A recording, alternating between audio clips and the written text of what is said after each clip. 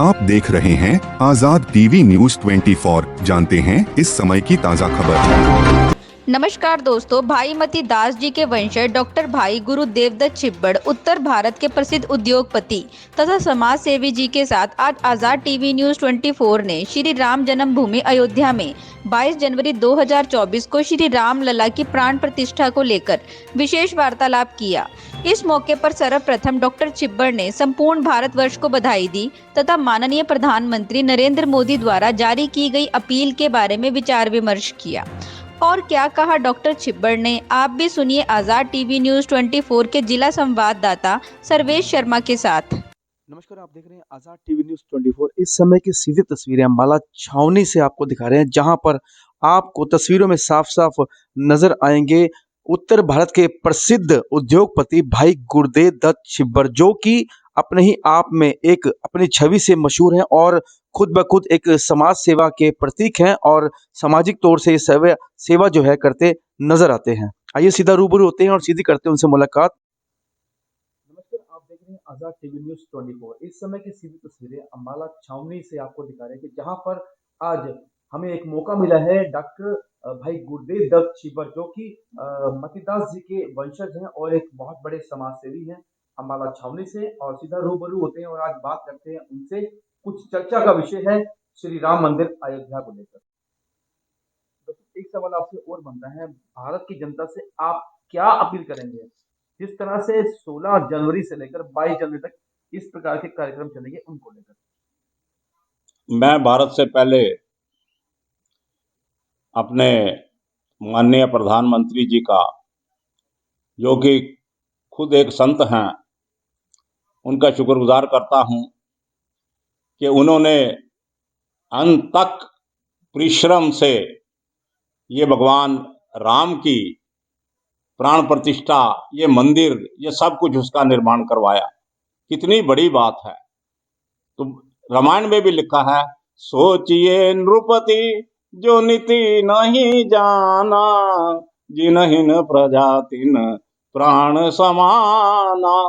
कि उस राजे का जीवन व्यर्थ है जो अपनी प्रजा को प्राण के समान नहीं समझता। आपने देख लिया कैसे वो गरीबों का हित कर रहे हैं, वही जैसे मेरे प्रभु करते थे वैसे ही वो भी कर रहे हैं। वो अपने देशवासियों को अपने प्राणों से भी ऊपर समझते हैं। मैं एक तो उनका बड़ा शुक्रगुजार हूं।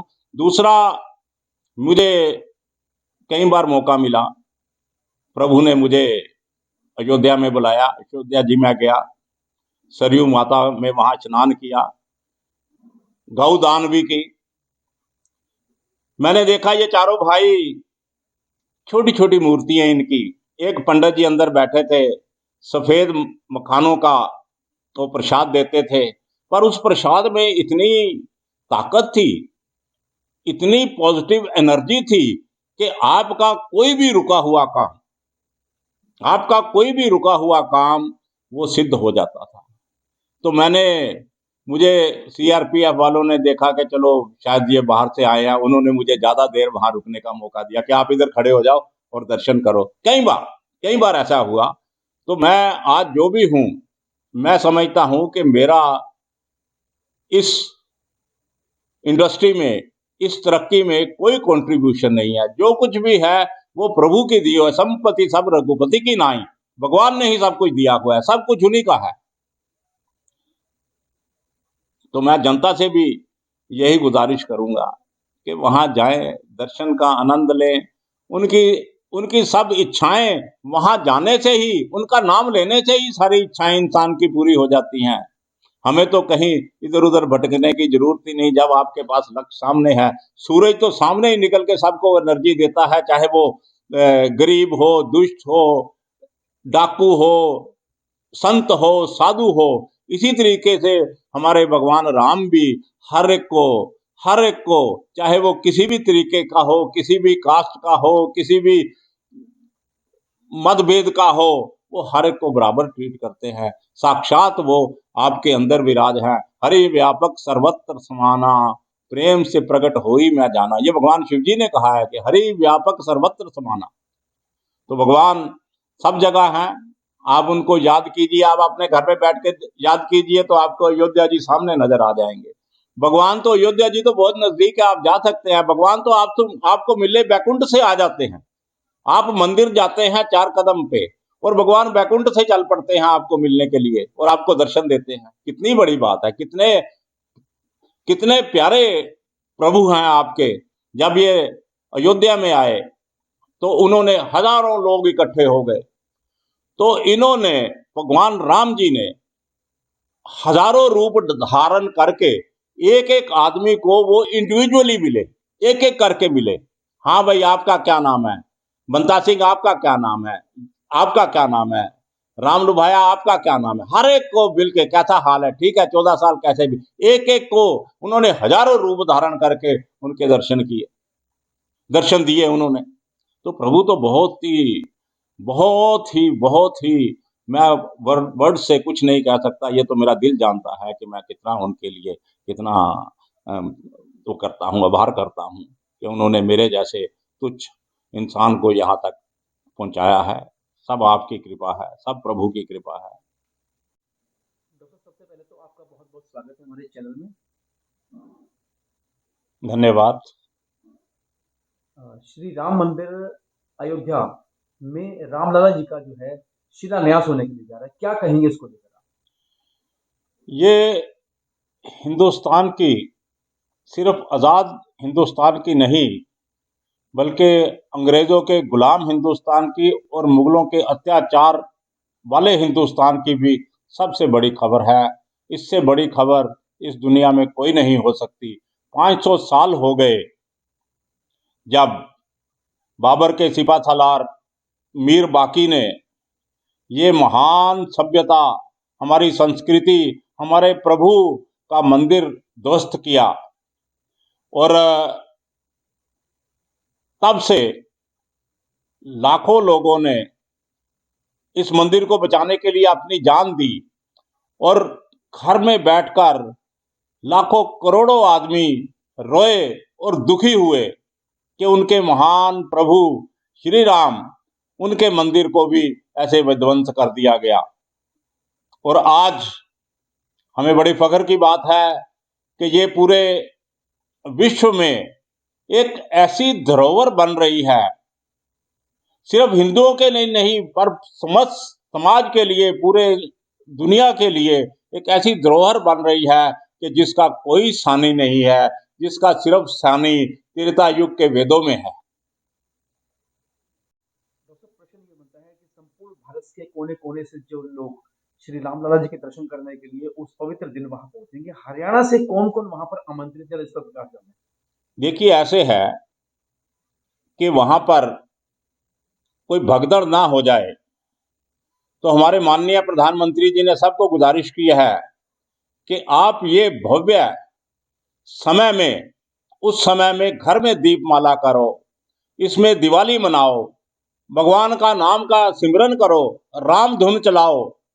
तो उससे ये होगा कि प्राण प्रतिष्ठा बड़े सुंदर तरीके से होगी और हर एक के पास टेलीविजन है, टेलीविजन में उसको देखने का भी मौका मिलेगा, लाइव देख सकते हैं, सब कुछ देख सकते हैं।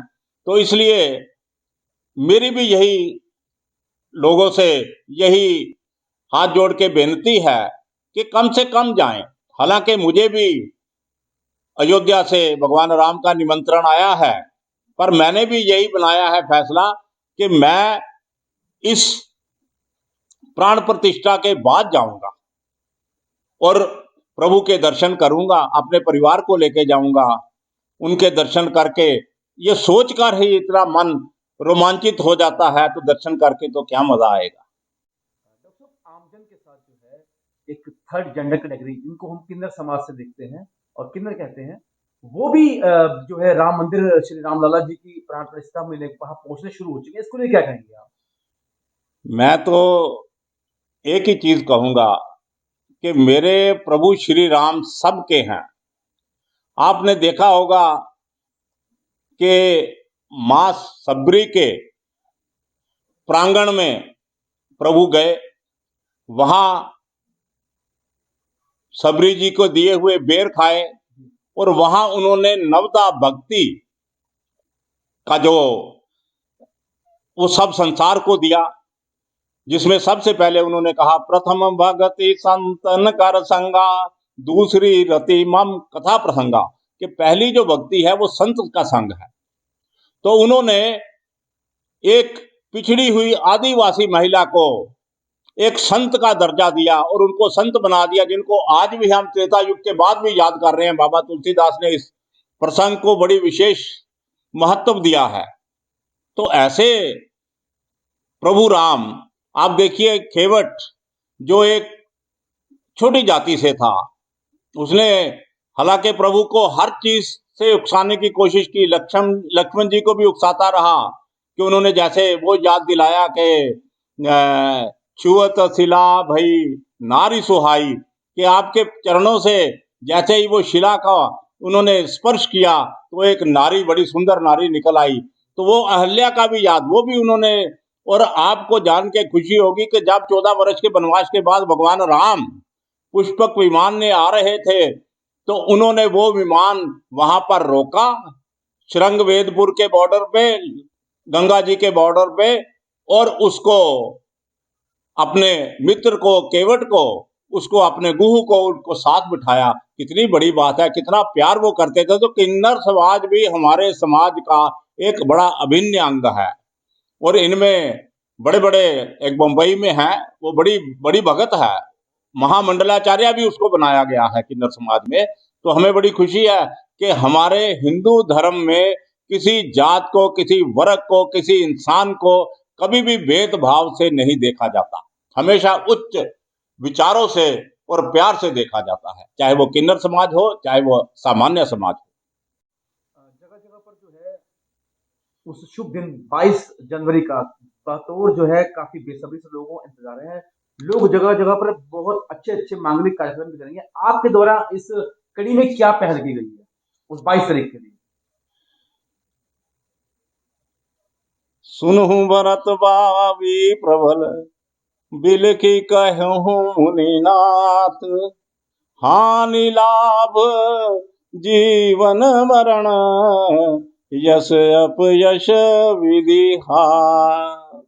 तो जब वशिष्ठ जी ने महात्मा भरत को ये सुनाया तो मैं तो कुछ तुच्छ चीज हूं, मुझे तो कुछ भी नहीं, जो प्रभु आदेश देंगे वही करेंगे और वही सबको कहेंगे। क्योंकि अगर आप अपने मन के अंदर झांको तो आपको प्रभु की आवाज आएगी, माँ सरस्वती आपकी जीवा के ऊपर बैठी हुई है, आवाज आएगी कि आप ऐसे कर लीजिए, और वो ऐसे ही हो जाता है।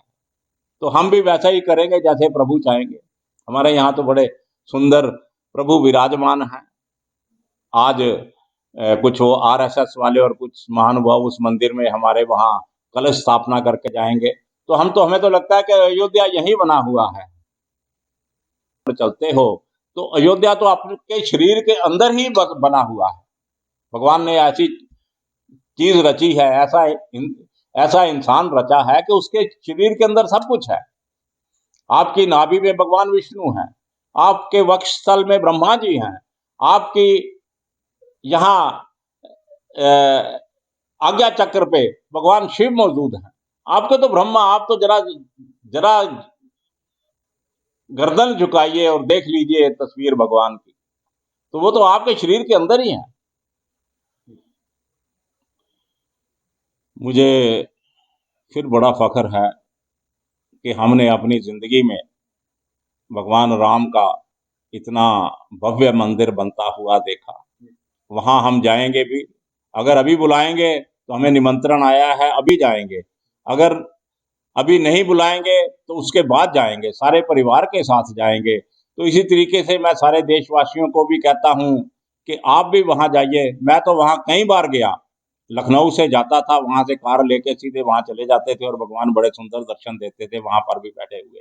दिल में बड़ी ग्लानि होती थी कि देखिए अखंड ब्रह्मांड नायक कहाँ पड़े हुए हैं।